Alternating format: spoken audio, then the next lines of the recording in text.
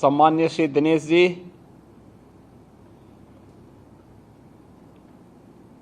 राष्ट्रीय स्वयंसेवक संघ के क्षेत्र प्रचारक माननीय श्री महेंद्र जी, माननीय डॉक्टर हरीश जी,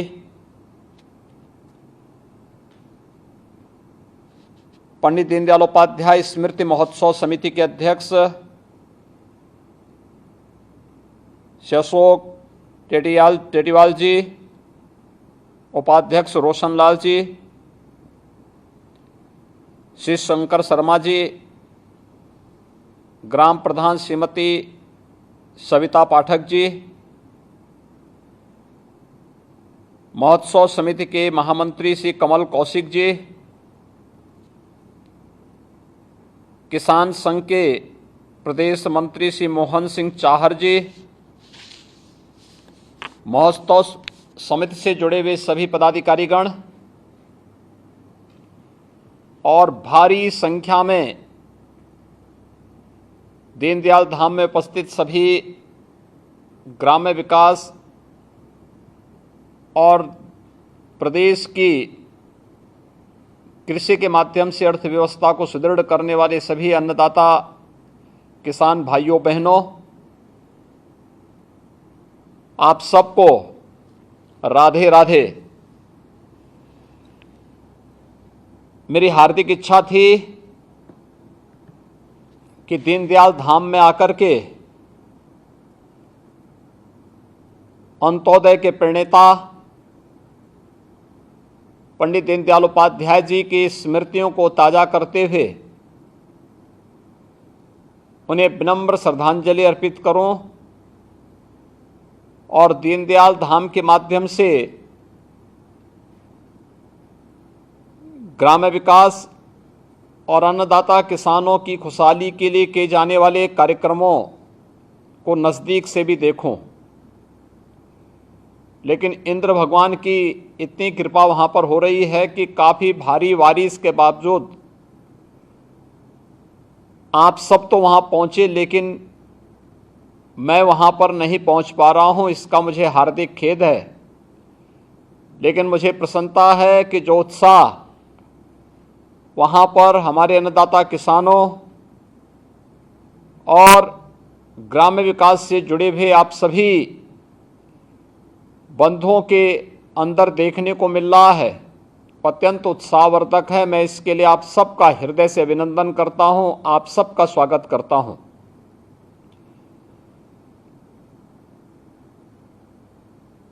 मेरे लिए अतिरिक्त प्रसन्नता का विषय है कि विगत 50 वर्षों से दीनदयाल धाम में यह कार्यक्रम चल रहा है और 50 वर्षों से ग्राम्य विकास को लेकर, खेती किसानी को लेकर, अन्नदाता किसानों की खुशहाली को लेकर के जो कुछ भी कार्य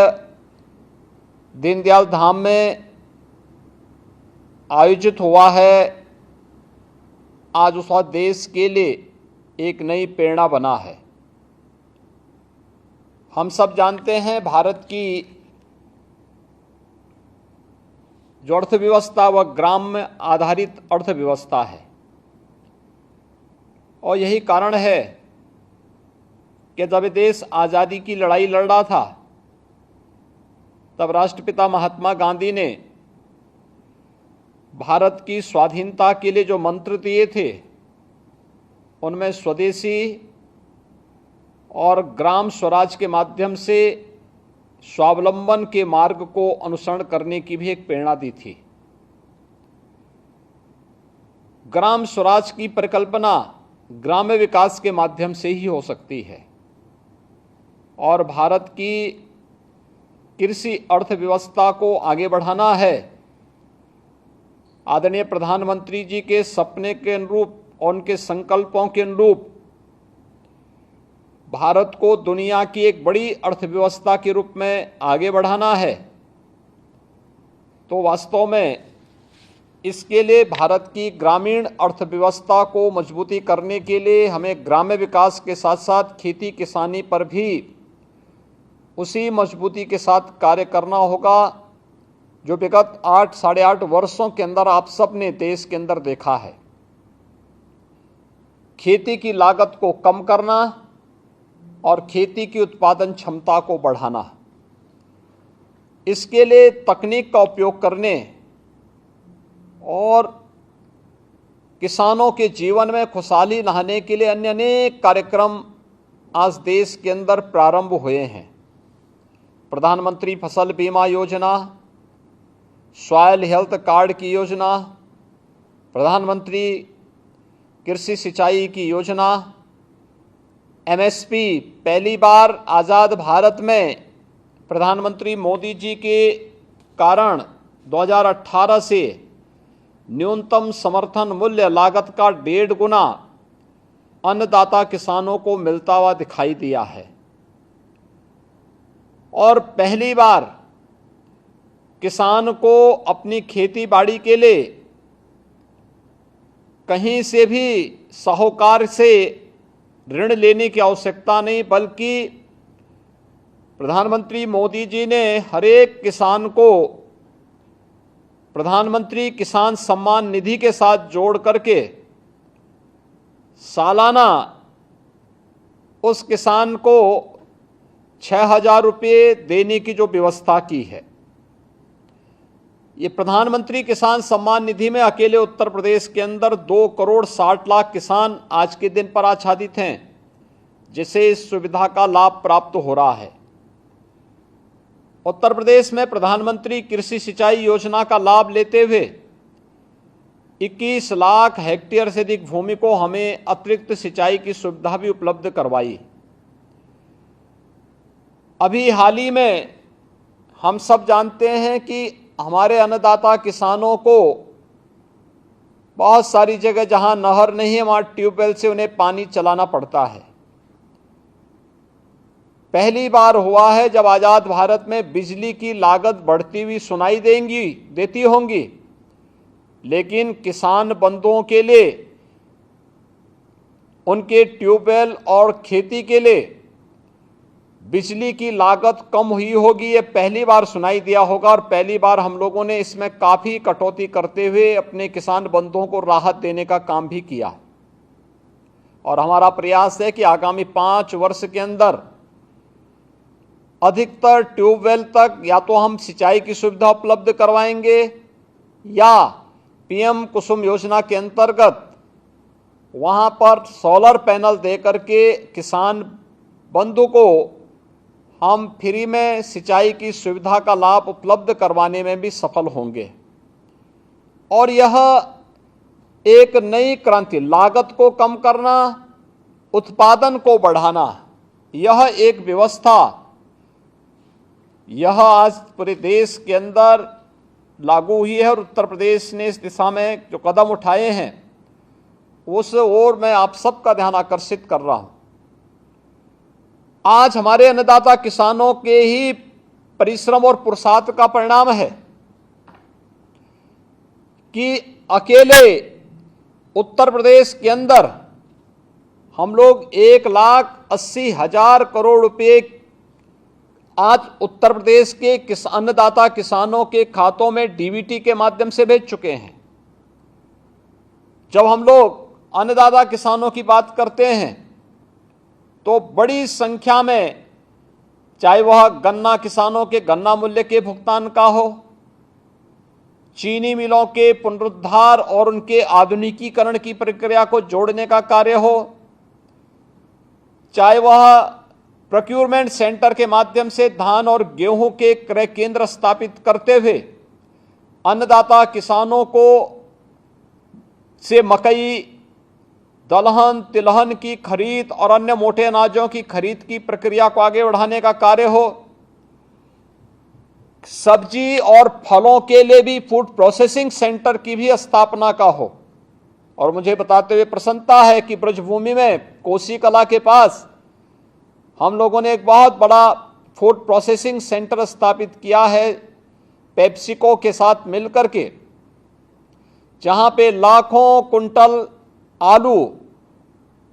की खपत होती है और किसान को बहुत अच्छा दाम उस आलू का वहां उपलब्ध होता है। ऐसे ही अन्य अनेक प्रयास किए गए।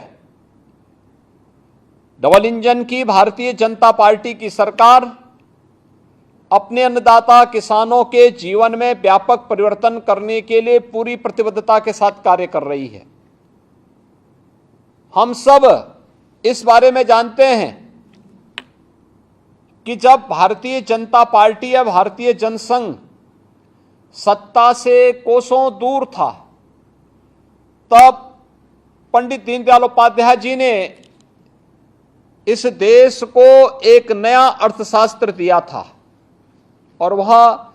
अर्थशास्त्र उन्होंने बहुत अच्छी सरल परिभाषा की थी। उन्होंने कहा था कि किसी भी देश की अर्थव्यवस्था का मानक का जो कसौटी होती है वह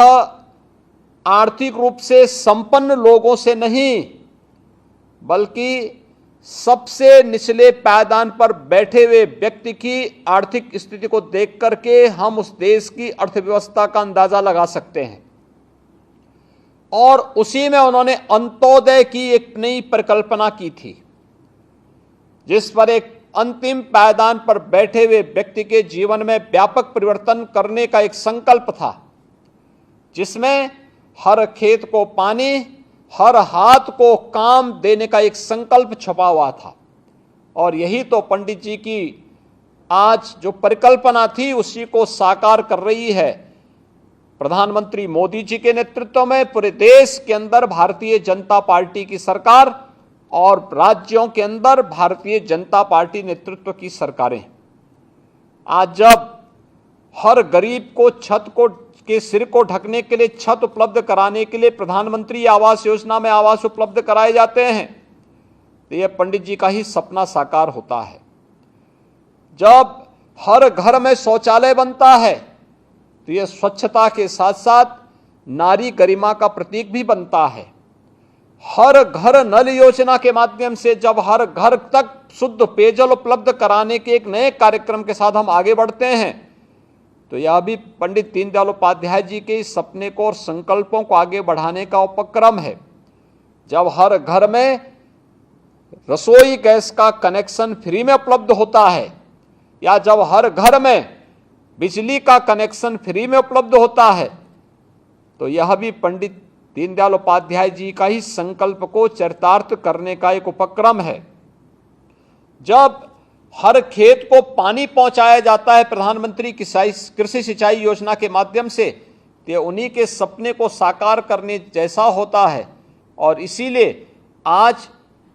केंद्र और राज्य सरकार पंडित दीनदयाल उपाध्याय जी के उन संकल्पों के साथ आगे बढ़ते हुए प्रत्येक नागरिक के जीवन में परिवर्तन लाने के लिए पूरी प्रतिबद्धता के साथ कार्य कर रही है।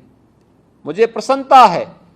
ग्राम्य विकास के इन सभी कार्यक्रमों को मजबूती के साथ आगे बढ़ाने के लिए दीनदयाल धाम में ये कार्यक्रम का एक व्यापक प्रदर्शनी और एक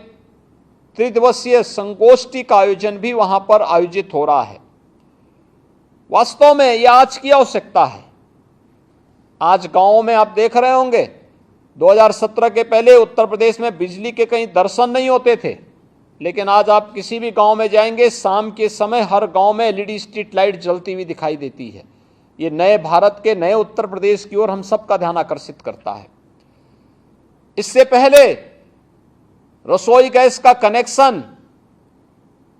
किसी को नहीं मिल पाता था। आज कैंप लगा लगा करके फ्री में जरूरतमंदों को रसोई गैस के कनेक्शन उपलब्ध करवाने की कार्रवाई हो रही है। पहले प्रदेश के अंदर ग्रामीण क्षेत्र में महिलाओं के लिए रोजगार का अभाव था। आज ग्रामीण आजीविका मिशन के अंतर्गत महिलाओं के समूहों के द्वारा अनेक कार्यक्रम आयोजित किए जा रहे हैं। और यही नहीं, पहले रोजगार के लिए उत्तर प्रदेश के नौजवानों को देश के अंदर या दुनिया के अंदर भटकना होता था। आज उत्तर प्रदेश का नौजवान वन डिस्ट्रिक्ट वन प्रोडक्ट के माध्यम से और विश्वकर्मा श्रम सम्मान के माध्यम से आर्थिक स्वावलंबन के नए पथ का अनुसरण करते हुए आर्थिक स्वावलंबन की ओर अग्रसर हो रहा है। ये जो भी कार्य हम करने में सफल हो रहे हैं, यह पंडित दीनदयाल उपाध्याय जी का ही वह संकल्प था, वह सपना था, जिसे पूरा करते हुए हम सबको अंतःकरण से आनंद की अनुभूति होती है। और मुझे प्रसन्नता है कि आज यह त्रिदिवसीय जो कार्यक्रम है, जो पंडित दीनदयाल उपाध्याय जी की जयंती तक लगातार यह दीनदयाल धाम में आयोजित होगा। और मुझे बताया गया कि अनेक राज्यों के स्टॉल यहां पर लगे हुए हैं, जिन्होंने ग्राम्य विकास और अन्नदाता किसानों के जीवन में परिवर्तन लाने के लिए कुछ किया है। वे सभी यहां पर आएंगे, हमारे अन्नदाता किसान इन्हें देखेंगे, इनके माध्यम से अपनी अर्थव्यवस्था को सुदृढ़ करने में योगदान देंगे ही, साथ साथ ग्रामीण अर्थव्यवस्था को इससे मजबूती प्राप्त होगी। आज जब हम लोग यहां पर इस कार्यक्रम के साथ जुड़े हुए हैं, भारी संख्या में हमारे अन्नदाता किसान यहां जुड़े हुए हैं, मैं आपकी ओर एक और स्कीम की तरफ ले जाना चाहता हूं। बहुत शीघ्र ये वर्तमान में सेवा पखवाड़ा चल रहा है। प्रधानमंत्री मोदी जी के जन्मदिन 17 सितंबर से लेकर के 25 सितंबर को पंडित दीनदयाल उपाध्याय जी की पावन जयंती और 2 अक्टूबर को राष्ट्रपिता महात्मा गांधी की पावन जयंती, ये 3 महत्वपूर्ण पड़ाव सामने हैं और इनको ध्यान में रख करके विभिन्न प्रकार के कार्यक्रम चल रहे हैं। 2 अक्टूबर के लिए एक कार्यक्रम हम लोगों ने तय किया है, एक नया पोर्टल हम लॉन्च करने जा रहे हैं और वह होगा मातृभूमि योजना। किसी भी गांव के विकास के लिए,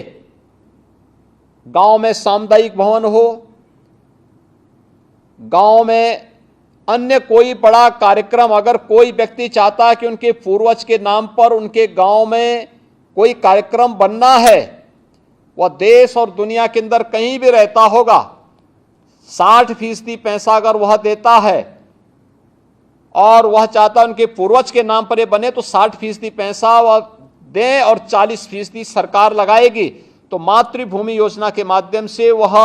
परियोजना उस उनके पूर्वज के नाम पर हम रखने का कार्य करेंगे। और यह कार्यक्रम हम लोग 2 अक्टूबर के से प्रारंभ करने जा रहे हैं कि गांव में सामुदायिक भवन के निर्माण का हो, गांव में कोई चिकित्सालय भवन के निर्माण का हो, गांव में कोई स्कूल के अच्छे भवन के निर्माण का हो, गांव में कोई कॉमन सर्विस सेंटर के निर्माण का हो, गांव में कोई भी अन्य ऐसा कार्य होगा तो पैसे की कमी नहीं आने देंगे। लेकिन अगर वह चाहता कि उनके किसी पूर्वज के नाम पर बने तो 60% का योगदान वे देंगे, 40% का राज्य सरकार देगी और उस योजना को पूरा करते हुए हम लोग इस कार्यक्रम को तेजी के साथ आगे बढ़ाने का कार्य करेंगे। आज मुझे बताते हुए प्रसन्नता है कि इस अवसर पर हमारे गांव को हाई स्पीड इंटरनेट की सेवा के साथ और वाईफाई की फ्री सेवा के साथ जोड़ने के एक बड़े कार्यक्रम को भी आगे बढ़ाने जा रहे हैं। आप सब जानते हैं, हाई स्पीड इंटरनेट की सेवा हमें हमारी स्वयं की जरूरतों को पूरा तो करता ही है, अर्थव्यवस्था को भी एक मजबूती प्रदान करता है। एक बड़ा कार्यक्रम है ये। अगर इसमें अधिक से अधिक लोग जुड़ करके उसका लाभ लेते हैं तो याद रखना, इससे अर्थव्यवस्था को बड़ी मजबूती मिलती है। और ये कार्यक्रम हर एक ग्राम पंचायत के साथ बेहतर कनेक्टिविटी के कार्यक्रम को हम जोड़ने जा रहे हैं, जिसमें डबल इंजन की सरकार के द्वारा हर एक नागरिक के जीवन में परिवर्तन लाया जा सके। और जिस कार्य के लिए गांव के लोगों को आज बैंकों में 2 किलोमीटर, 4 किलोमीटर, 10 किलोमीटर दूर जाना होता है या तहसीलों में जाना होता है, ये सभी कार्य थानों में जाना होता है वेरिफिकेशन के लिए, ये सभी कार्य गांव में ही होते हुए दिखाई देंगे, गांव के ही पंचायत सचिवालय में होते हुए दिखाई देंगे। 243 प्रकार की सेवाएं अब गांव में ही इसके लिए उपलब्ध करवाने की कार्रवाई युद्ध स्तर पर आगे बढ़ रही है और अगले कुछ दिनों के अंदर इसका लाभ भी आपको गांव में मिलता हुआ दिखाई देगा। आज के इस अवसर पर मेरी हार्दिक इच्छा थी मैं इस अवसर पर दीनदयाल धाम में उपस्थित हूं। मैं स्वयं इस रोचक जो कार्यक्रम है ग्राम्य विकास प्रदर्शनी और किसान मेला, इसको अपनी आंखों के सामने देखूं, लेकिन मुझे सौभाग्य प्राप्त नहीं हो पाया। मैं बहुत शीघ्र उधर का कार्यक्रम फिर से बनाऊंगा, लेकिन ब्रजभूमि के लिए इस जल की बड़ी कीमत है, क्योंकि मैं जब भी वर्षा के मानक को देखता था तो मैं देखता था कि ब्रजभूमि में सबसे कम बारिश हो रही। इस बार मैं देख रहा हूं सबसे अच्छी बारिश ब्रजभूमि में हो रही है, सबसे अच्छी बारिश वहां हुई है। और मैं कल से ही रात्रि से ही देख रहा हूं। आज सुबह जब मुझे दोपहर में चलना था, मैं सुबह से ही मालूम कर रहा था कि वे कब वहां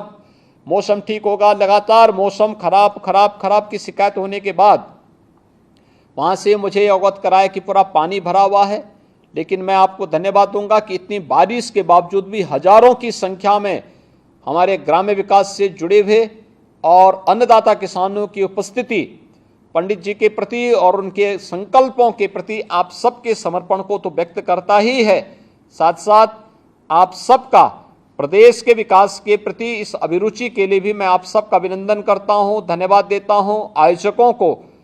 इस पूरे आयोजन को जिस तन्मयता के साथ उन्होंने आयोजित किया है, इसके लिए बहुत बहुत आभार और अभिनंदन करते हुए, खासतौर पर इस कार्यक्रम के जो प्रणेता हैं हमारे क्षेत्र प्रचारक माननीय श्री महेंद्र जी और उनकी पूरी टीम को भी मैं हृदय से धन्यवाद देता हूं कि यह ग्रामीण क्षेत्र के स्वावलंबन का आधार इस प्रकार के कार्यक्रम बन सकते हैं। और इस प्रकार के कार्यक्रमों के माध्यम से हम